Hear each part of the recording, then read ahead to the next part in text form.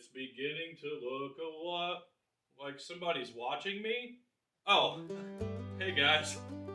Come with me today so I can show you how to make a serious 400% profit on an easy little project here that everyone is definitely going to want in their own home.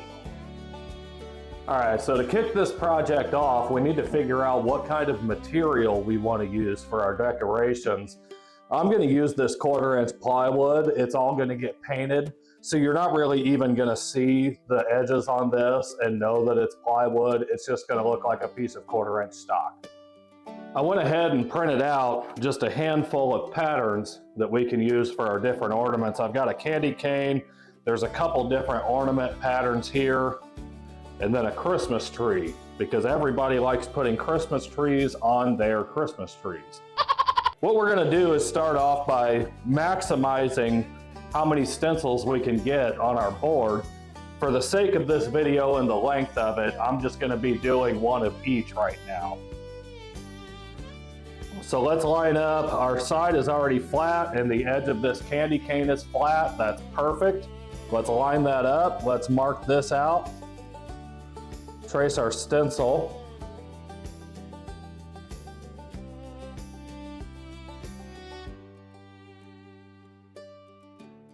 There's our rough shape transferred onto our material here. When you're going to batch these out, if you're going to use these for sales, you can cut this first one out of your piece of 1/4-inch plywood and then use that piece as a template, and it's a lot easier to trace out than trying to trace off your piece of paper. Let's head over to the bandsaw and get this candy cane cut out.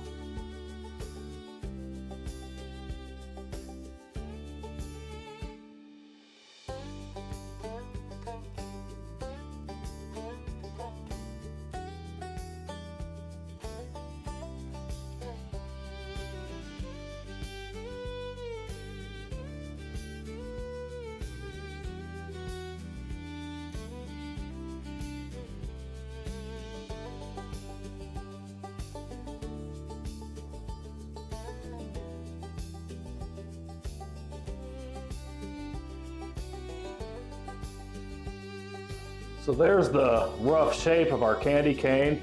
You could see that I had a little spot where I kind of dug the blade in. I had to go back and fix that. I've got a corner here that's not perfectly round, but we can fix that with some sandpaper here. So we're just gonna follow our edge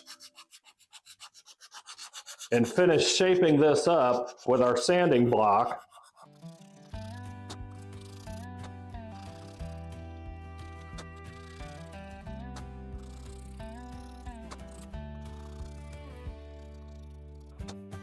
And you can see that's starting to take a much more uniform shape there.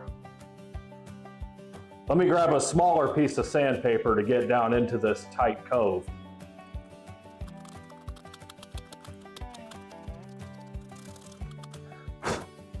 And as you can see, a lot of this work is really just about making do with what you've got. This would be a lot easier on something like a scroll saw, which I don't have. And it would be easier on the bandsaw too if I had a thinner blade, but unfortunately the only blade I have in there is the size that it came with. But we're making do. We're gonna go through and round all of these edges over real quick.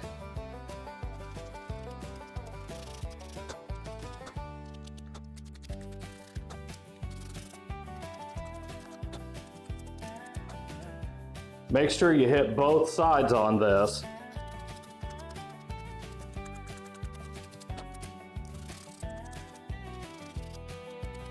And there you have it. Our sanding is complete. Our candy cane is cut out. Let's move on to these other 3 shapes, get those cut out and shaped up, and then we'll move into the painting phase.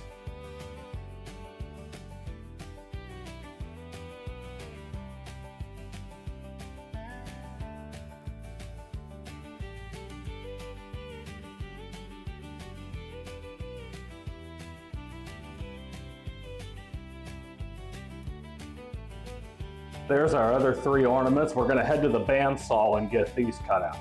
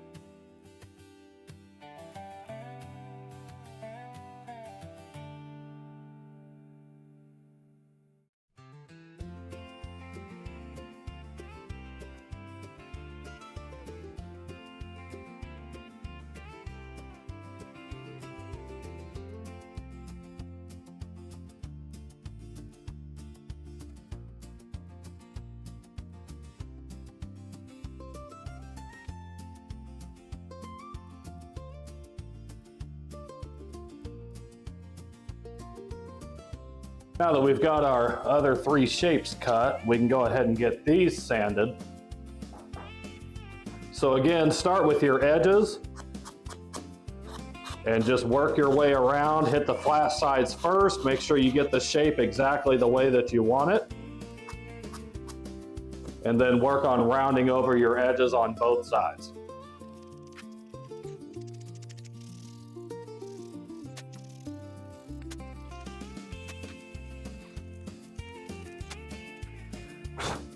When you're doing things like getting inside of these tight little curves, you do want to get the shape that you want, but don't be scared to leave just a little bit of that bandsaw marking.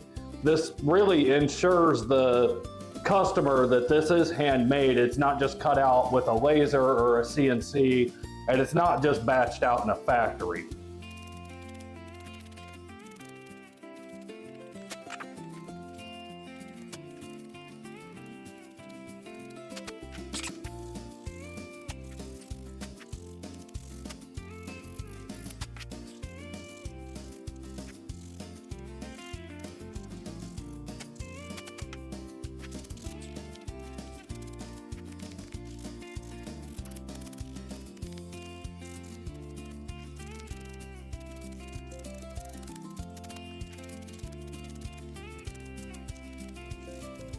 We've got all 4 of our shapes cut here. We've got our Christmas tree, our ornament, our second ornament shape, and our candy cane. Let's work on how we're gonna finish these out. Now I'm gonna use this Minwax polyclear. I got clear satin so we don't get too much of a gloss to these, keeping the nice, warm, natural tone of the wood. First you gotta fight with these stupid caps they put on these things these days. I know they say child-proof, but I'm 37 years old and I have trouble with that thing. We're only gonna coat the back side of our ornaments. The front side is gonna be finished with a different process that's gonna seal the wood anyways. So go ahead and spray 1 good coat on the back side of all your ornaments.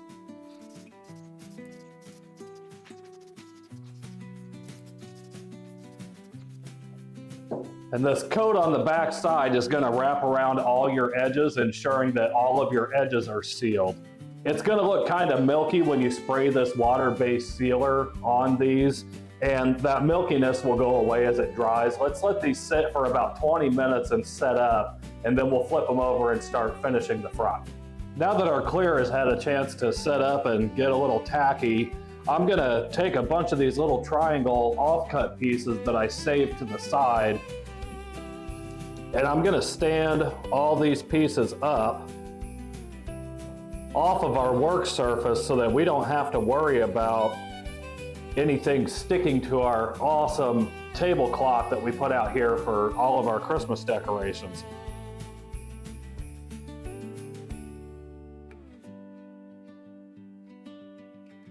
Right like that, get rid of our plastic. And we're gonna move on to finishing the top side of these. Now, the way that we're gonna do this is we're gonna come in with some Mod Podge. We're gonna coat the whole top surface. You don't need to be sparing with this. You wanna make sure that there's enough on it so that when we go to attach our paper, it adheres nice and evenly throughout the entire piece. And when it dries, you don't end up with any bubbling in your paper because of the lack of adhesion underneath it. We're gonna take our brush, flip these over on the front side here, and we're just gonna coat nice and even all the way across. Make sure you hit your edges.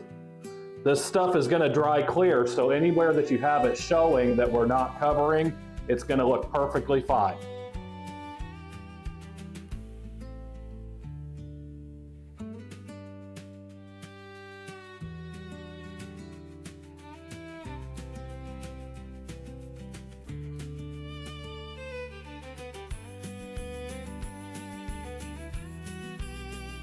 Now that we've got our Mod Podge on our ornaments and it's had time to dry to the touch here, we're going to take these, set them to the side,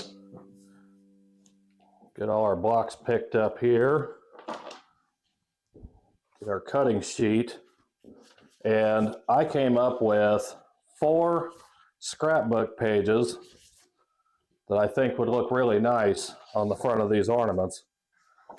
So let's go, I really like this one for our candy cane. So let's grab our candy cane and we're just gonna cut out a rough shape here.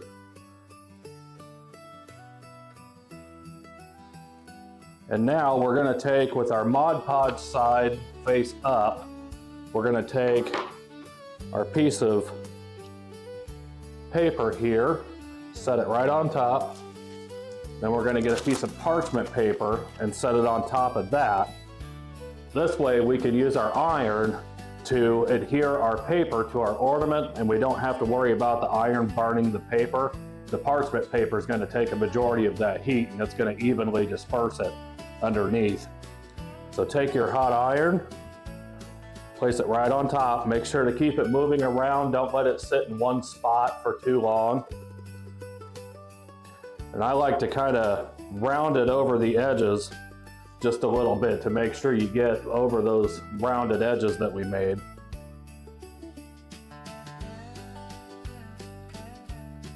You're going to do this for about, I'd say 20 seconds or so. Let that Mod Podge really heat up and get gummy again and grab a hold of the paper. You can check it. Make sure that we're getting good adhesion everywhere, feel all the way around. And then we're just going to trace with our X-Acto knife, or you could use a utility blade. You could even use a pair of scissors and just hold them even with that curve on your side. Cut it all the way around.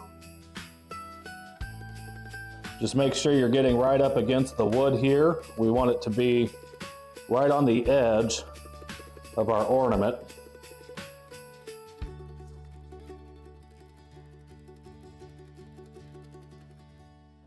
Don't worry about being too awful precise, and I'll show you why here in just a second, how we're going to clean that up. But come through and cut all the way around.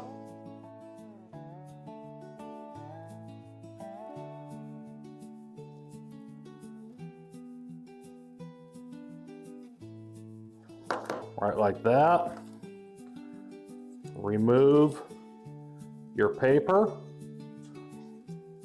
and what you're going to be left with is the paper adhered. You might have some little rough spots. I don't know if the camera will pick that up or not.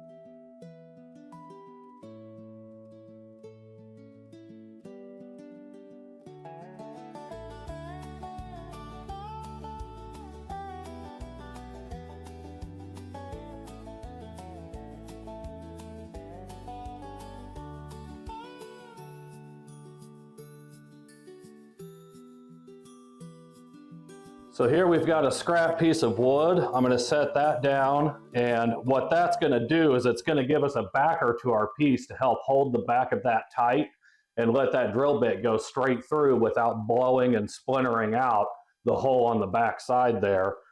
So take our 3/16 drill bit,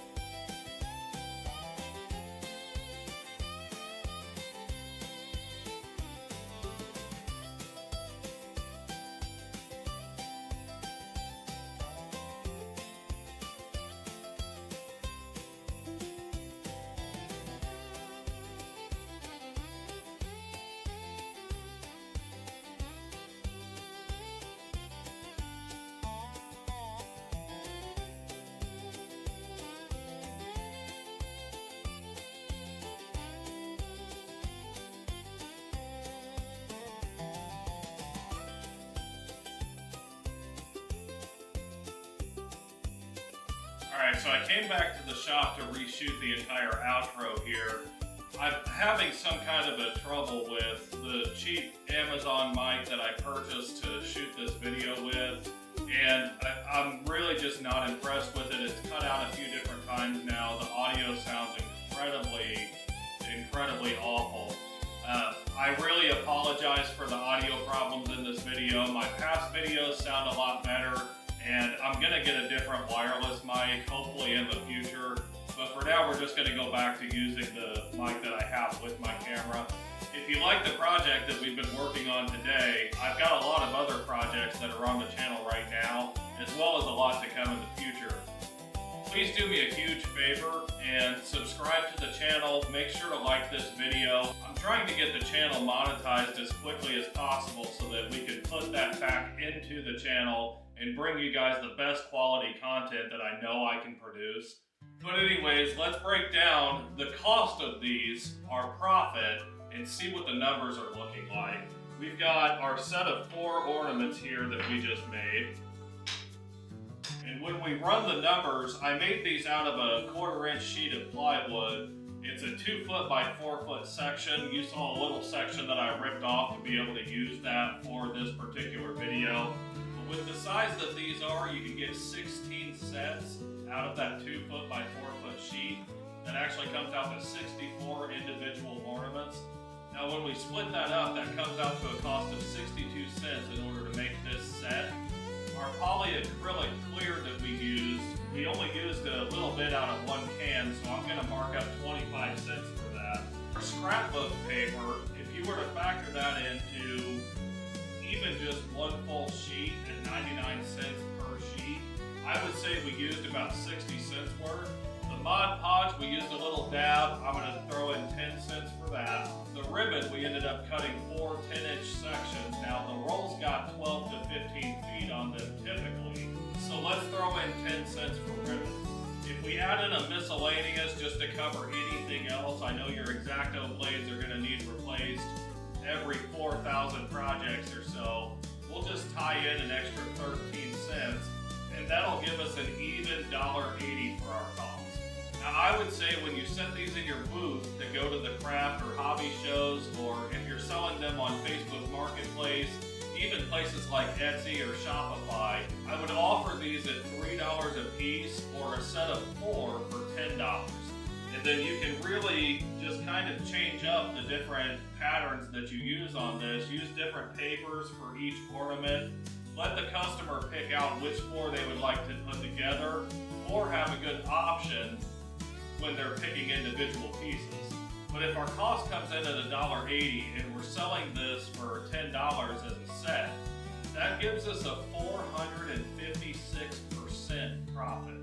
That is an 85% profit margin, and in the world of business, anything over 30 or 40% is typically doing pretty good.